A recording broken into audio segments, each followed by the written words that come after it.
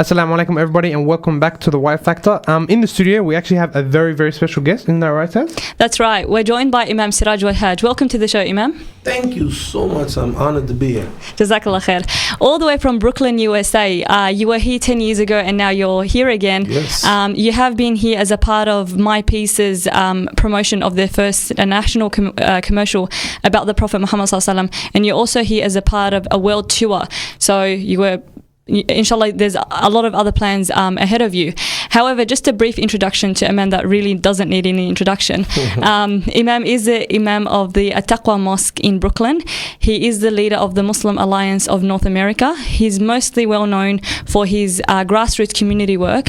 And one of the, I guess, initiatives that did make headlines in 1988 was the anti-drug movement, in which for 40 days in the middle of winter and in the cold, there was a movement in Brooklyn which led to the closure of 15 drug houses. Yes. So, alhamdulillah, grassroots initiatives, and I think anyone who's heard your lectures online or had the pleasure of attending you in person, attending your lectures in person, can just, I guess, see the passion that you have for the dawah.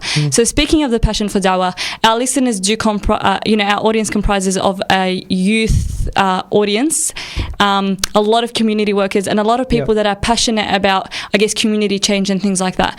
As someone who's, I guess, been in the game for so long, what would your words of advice be to them? What keeps you going when you wake up and you're just like, oh, I've had enough of the world? What makes you, take that next step and just not throw the towel in? I want to go back and say something that you mentioned, and I want people to get a good appreciation of what happened.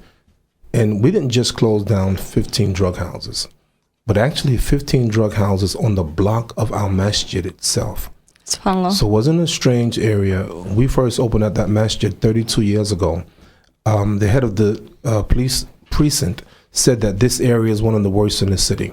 You're talking about murders, drugs, crime. So Allah blessed us. We came to a decision that if we're going to live here, then we have to make this place better. Can I tell you one of my favorite songs ever? Go ahead. It came out. I don't know if it came here in Australia. And the brothers with me, I'm going to see if they know. It came out in 1975. It was produced by a man named Kenny Gamble. Kenny Gamble is now a Muslim. Luqman Abdul Haq. He lives in Philadelphia. And it was sung by a man named Harold Melvin in a group called the Blue Notes. Now, if I could sing, I would sing it for you. So I'm not singing it. I'm gonna say some of the words, but I'm not singing. Look, okay? We did say you're multi-talented, chef, but I didn't know singing was a part of the repertoire. and the name of the song was "Wake Up." Wake up, everybody! No more sleeping in bed. No more backward thinking. Time for thinking ahead. And it was a magnificent song, but the chorus was very interesting. And the chorus went something like this: "The world won't get no better if we just let it be.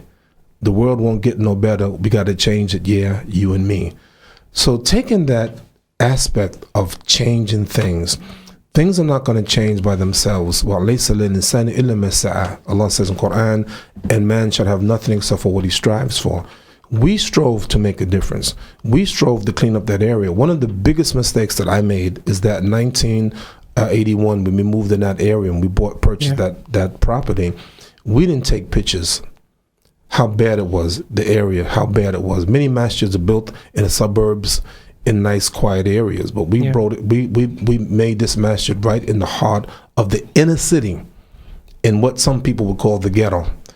And had we taken pictures then in 1981 and then look at them now, people were amazed. Not only were there literally what's called crack houses, drug houses, 15 of them, but they were abandoned buildings. That area was an area of blight. Allah blessed us to close down those 15 drug houses. You talked about 1988. Literally, we took brothers, as you mentioned, in right in the heart. I'm talking about winter, like 30 degrees Fahrenheit. I don't know what that means to you all. We're very assuming cold. It's under zero Celsius. That's very cold. Very cold. And literally, these brothers stood in front of these drug houses, telling the customers no more drugs are being sold here. 40 days and 40 nights. The drug dealers thought that, they'll get tired and they'll be there for 1 or 2 days and we go back to business as usual. Never did they ever come back again, alhamdulillah.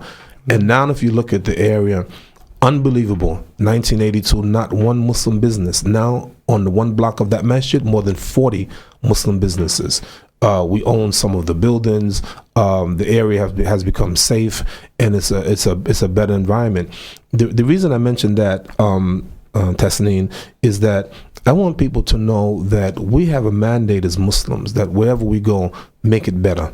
Don't make it worse. I remember years ago, a Jewish rabbi had a very interesting question to the Jewish community, and I use it for the Muslim community. He said, if all the Jews in America decided to leave America one day, would America be better off, worse off, or the same?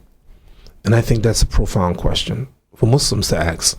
If all the Muslims in America, how many? 7 million, 8 million, 9 million, no one knows. If all the Muslims in America decided to leave America one day, would America be better off? Would we be worse off, or would we be the same? To me, it would be a tragedy if we're the same. And certainly would be a real big tragedy if America's better off. I would hope that, that we will make a contribution to America. And I think that it's important for the Muslims in Australia, the Muslims in America, the Muslims in Great Britain, wherever we are, we got to make the place better. We don't hate our country. I love America. This is my country. Do I have some critique? Everyone has critique of their country. But what are you going to do? You either make it better, or in some cases, I tell people that if you hate the country that much, leave it. Go to a country that you love and that represents what you think should be your ideal. So I think that Muslims should have the mandate that wherever we are, we're going to make it better. We're going to be good people. And we're going to show the people really what Islam is. Imam, I guess this mandate that people are, as Muslims, we should carry, does that stem from that very name that you chose to name your mosque with, Taqwa, which I'm assuming is the reference to the ayah in the Quran about the building which is built on Taqwa is better than... You are so smart.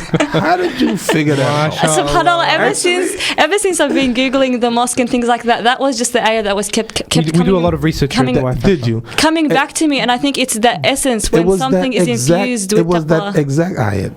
And by the way, we gave everyone an opportunity, those who of us who established this masjid, to choose a name. And guess who chose the name Masjid Taqwa? You? I did. I was like, oops, is that a question? But it wasn't like, okay, it's going to be Masjid Taqwa. No, we voted on it. And, and democracy. Democracy, of course.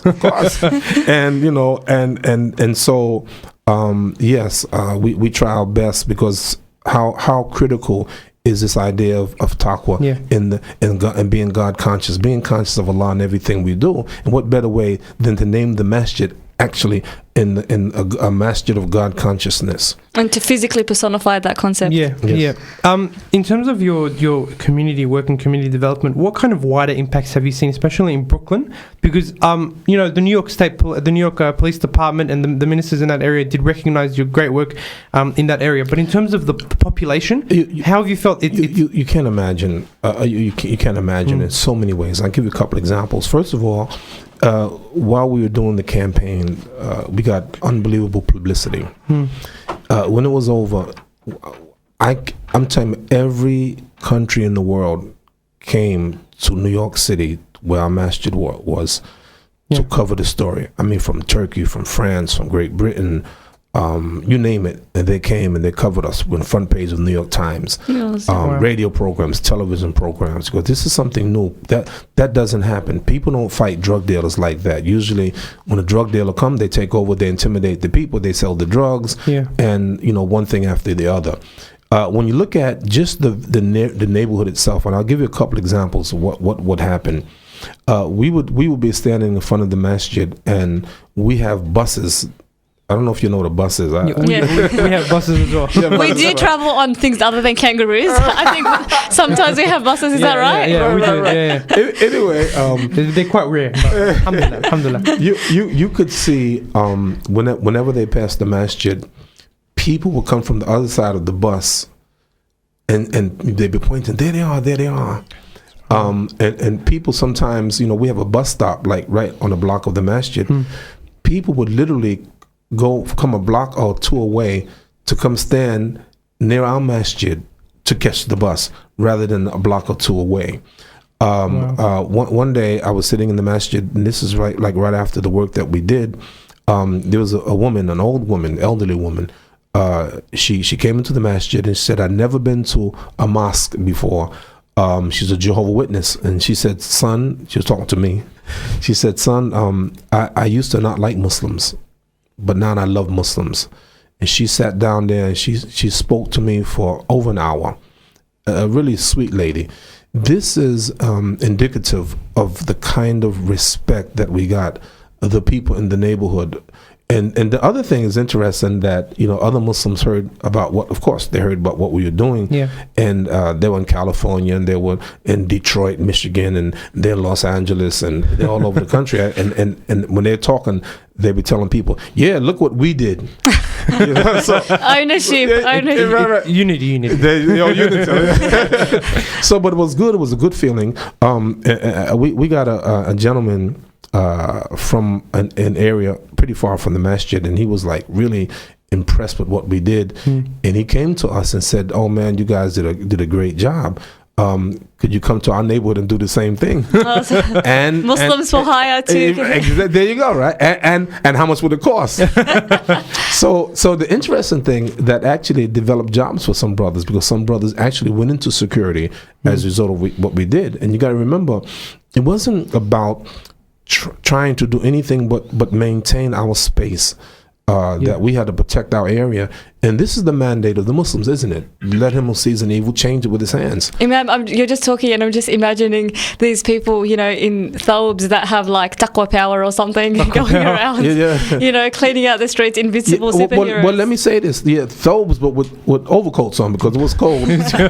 Imam, often when we do talk about, engagement with the community or grassroots activism, things like that, the sad reality is sometimes Muslims can be very insular. And we think that, as long as we help our immediate, family mistake. and brothers and sisters, we forget about the world around us. Big mistake. I was telling some people that you could successfully argue that the Quran didn't come to the Muslims or for the Muslims. It came for the world. And if you think about it, the Prophet Muhammad, peace and blessing be upon him, 1400 years ago, when he got the revelation, well, he was the first Muslim. And then he began to spread it. And then look what we have now. We have 1,600,000,000 Muslims, right? Certainly people maybe perhaps like yourselves were born Muslims, or your parents were Muslims, right? People like me and some of the friends are with me, we weren't born Muslims. Some of us, most of us like myself, converted to Islam or reverted to Islam. I was a college student, 1969, New York University. I became a Muslim. And when you look at people like Imam Hamza Yusuf, Imam Zaid Shakir, Abdullah Hakim Quick, all of these so-called celebrities in Islam, these are all converts. They came into Islam. They became Muslims. Somebody's doing some work of sharing this great message. I think there's two things. I think, yes, sharing the message, but on the other hand, we're in the same boat. I remember our Prophet Muhammad, peace and blessing be upon him, gave us an example of two people in the boat, good people and bad people. And the bad people want to drill a hole in the boat. And he said that if you let them go, let them drill a hole in the boat, you will destroy them and yourselves. But if you stop them, you will save them and you save yourself. So in a sense, what we did in our neighborhood is not only saved ourselves, but it saved the community. That we ought to, as Muslims, ought not be concerned with just Muslims. We ought to be concerned about the whole community. This is our country. And this is what I'm saying, that if you are an American Muslim, you must look out for America. You must be the best citizen of America. That's what I say. If you live in Australia, you should be the best Australian. This is your country. You don't curse it. How dare you? What Islam is that? And everywhere we go, we're supposed to make it better. Listen, the Prophet, peace and blessing be upon him, told us that let him who believes in Allah on the last day, let him respect his neighbor. And we have a tremendous mandate in our religion to help our neighbors. So we have in New York City, we had the Sandy hurricane recently. I was very proud of the Muslims and the work that they did in relief, helping so many people that were suffering in that area. I remember Hurricane Katrina years ago. I was part of a group that went there and helped with the relief efforts. Oh, with relief efforts, yeah. And I was very very happily surprised with so many Muslims who were there helping, and they weren't like saying, "Excuse me, madam, are you Muslim or not? Before we help you, we're gonna help you. Are you not a Muslim? Okay, I'll see you later." You know? Imam, you were saying in one of your earlier lectures, when you as a part of the Sydney tour, that when you care, it shows. Yes. And I think often, people talk a lot. Especially in a globalized society on social media and things like that, people can come across as Socrates on, their Facebook statuses. But often it's, the actions. And when Muslims embody those actions that we actually bring about real change. Absolutely. So I guess my next point was going to be, as youth who I guess want to embody that change, right? And for example, youth have different talents. Some might have, religious knowledge that they like to share with others. Some might be good at sport. Some might be, good at IT, for example. Right. And often, people think that if you want to give dawah, it needs to be kind of one particular form of dawah. Sit down at the mosque and do that. Is dawah confined to that? What are the efforts of dawah? And when we do, can we combine, say, the strict Islamic sense of dawah with, community engagement, grassroots activism and things like that? Let me tell you about a good friend of mine. He is an extraordinary person, one of the best da'i, those who give dawah that I've ever seen, extraordinary. And what makes him so great? He's a great basketball player, Hakeem Olajuwon. This man is incredible, one of the best basketball players ever in the United States, NBA, National Basketball Association. He lived in Houston, Texas.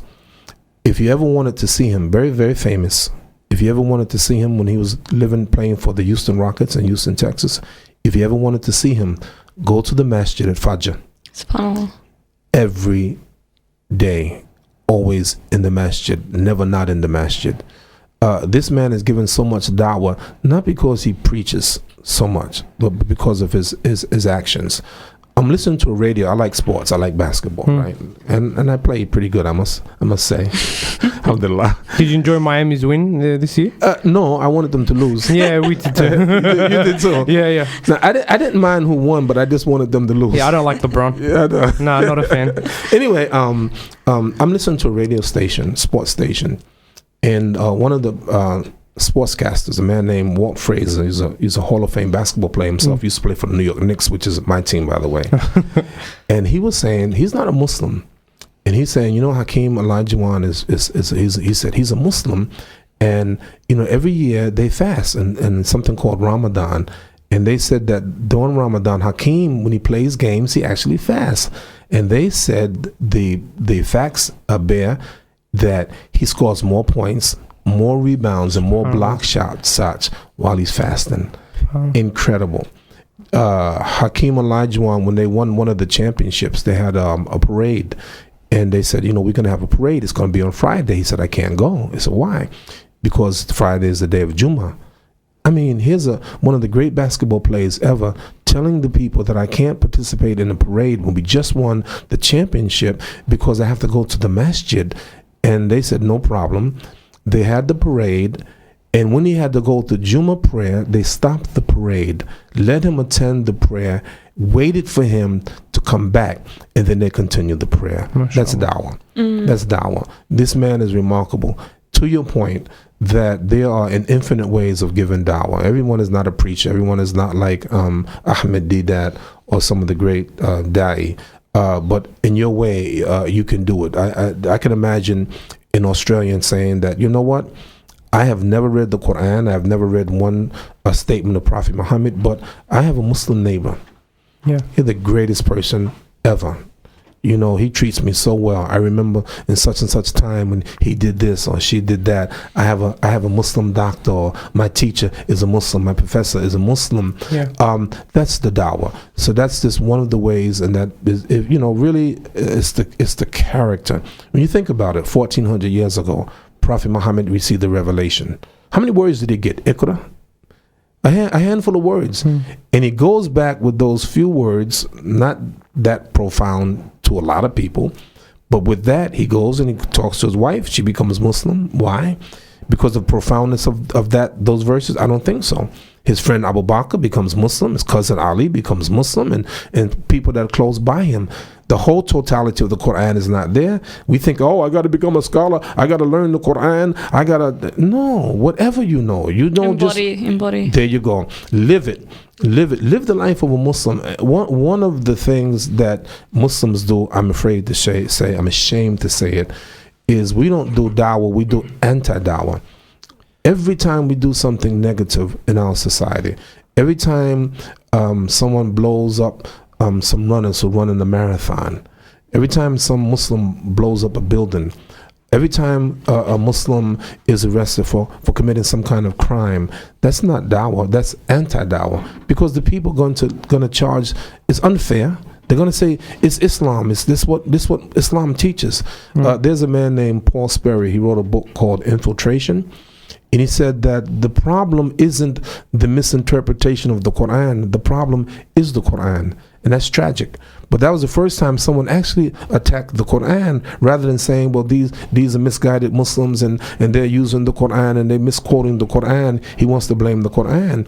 But the problem that we have, and the problem is actually the Muslims.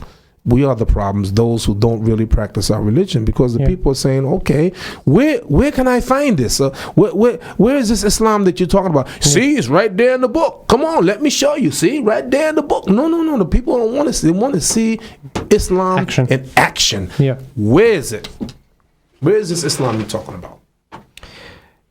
It's interesting because we have a lot of division on that, especially here in our community. We have a lot of people not exactly agreeing on, paths to dawah.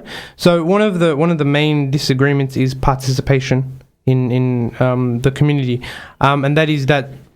And this, You mean political participation? Yeah, political participation, but as well as, for example, participation amongst non-Muslims. Okay. Pretty much exactly what you're saying. Okay. So how would you go about engaging with people that completely disagree with what you're, with engagement with the community, the wider the community? Very good. And B, how would you talk to people that disagree with or agree with specifically political participation? Just recently, we had our first ever Muslim politician in the front bench. That is that he now holds a portfolio and he deals with issues, and he received a lot of feedback, you could say. Yeah. Positive and Not negative. so nice feedback. Yeah. But the thing is, it brings up an issue in that some people are saying, look, you can't do that. Let you can't me get tell yourself you. involved. It's as if becoming a Muslim, I guess, sometimes morphs you into some sort of species that prevents you functioning as I love it. I love it. a human being. I love it. Let me tell you something. The beauty of Islam is its broadness. It is so broad and so deep. People want to make it narrow. I think a lot of it has to do with attitude. I've taken the position of one of our great scholars, Imam Shafi'i, rahimahullah. He said, I believe that I'm right, with the possibility I may be wrong. And I believe you're wrong, with the possibility you may be right. So this is my attitude. It's like My way or the highway. Yeah, the Muslims are not a monolith. We have various opinions, and I think one of the things of civilization is to have the right to have these different opinions. Yeah. See, even as a Muslim, we try to do what Allah says that we should do. But sometimes we may differ.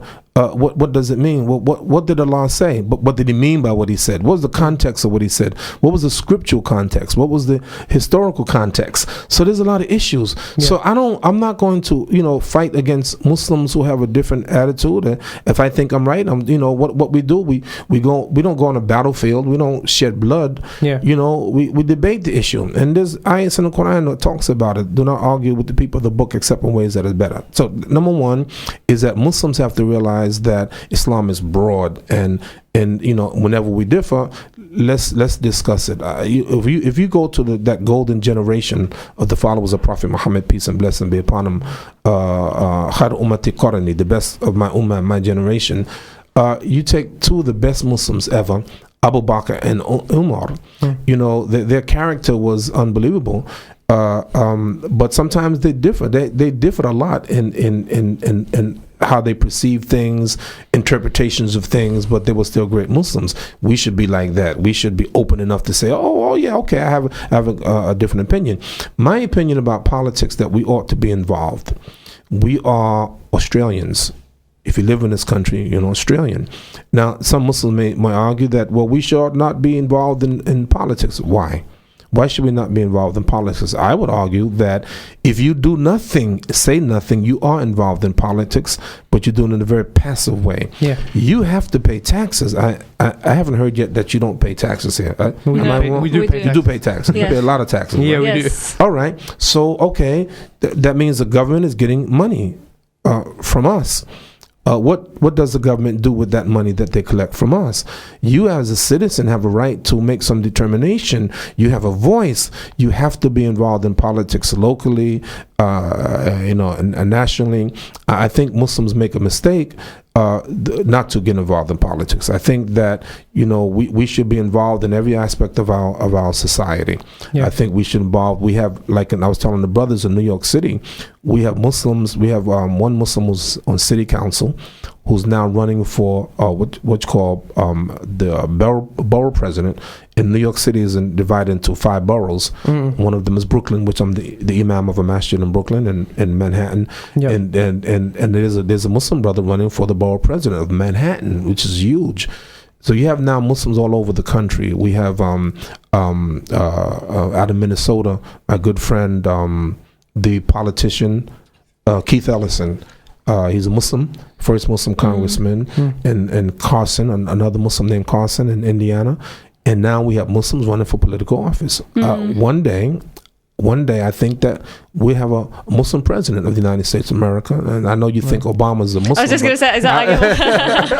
I know you think he's a Muslim. Barack Hussein. I know. But my point is It's that instigating change and being active agents of change. Now, Can I tell you something? I was in Jamaica, West Indies, years ago. I'm sorry, not Jamaica, Trinidad. They had some issue. Some Muslims were having some issue with the government, and I went there to try to see if I can help. And I attended. I did the Jummah prayer at a masjid. I did the sermon, and guess who sat in the masjid? The president of the country, named Ibrahim, a Muslim. Wow. So when we get an opportunity to get into these offices, we can share guidance, our input and things like that. We have to get involved. To be detached is fatal. It's a fatal flaw. And I think it was never the prophetic way either. So looking back on the Sunnah and things like that.